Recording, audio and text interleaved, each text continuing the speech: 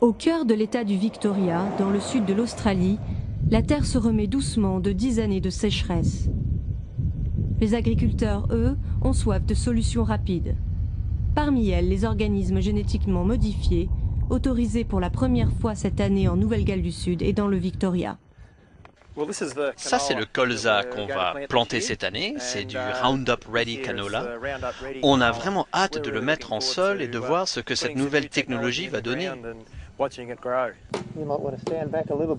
Pour Andrew Wideman, planter du colza génétiquement modifié, c'est avant tout augmenter son rendement de près de 20%, tout en réduisant l'utilisation des pesticides nécessaires à la culture du colza conventionnel. Mais ce qui l'intéresse avant tout sont les futures variétés d'OGM. Au bout du compte, ce qui nous intéresse, c'est de voir arriver les variétés résistantes à la sécheresse et au gel. Parce qu'ici, la sécheresse et le gel ont eu un vrai impact sur la région. Si on veut que les gens restent vivre en zone rurale, il faut qu'ils fassent des bénéfices. Regardez devant vous, ce panneau dit « Zone sans OGM ». Mais pour Helen Chambers, tout n'est pas qu'affaire de bénéfices. Nous sommes très fiers de ce que nous produisons ici, très fiers de ne pas oublier que notre production est avant tout destinée à la consommation, une nourriture saine et nutritive pour l'homme. 5 générations de Chambers ont grandi sur cette terre. La famille a survécu à la dernière période de sécheresse grâce à la pratique de l'agriculture biologique. Cette année, leur voisin a choisi de planter du colza génétiquement modifié, une décision qui inquiète les Chambers. Les vents peuvent souffler, il y a aussi le pollen et les ruches qu'il faut avoir autour des champs de colza pour la pollinisation. Toutes ces choses peuvent venir contaminer notre exploitation.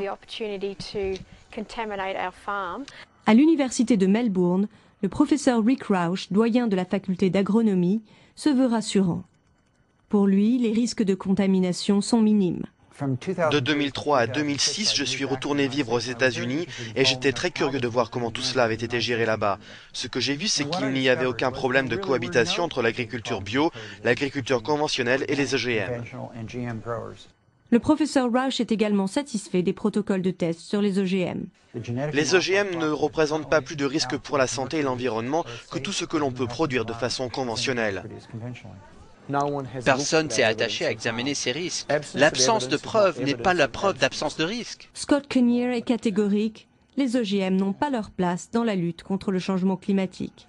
Nous n'avons pas besoin d'OGM pour nourrir le monde. Nous n'avons pas besoin d'OGM pour régler le problème de changement climatique. C'est une véritable rhétorique de la part de certains scientifiques et avancer ce genre de propos est immoral. En attendant, les consommateurs inquiets devront se passer d'huile de colza.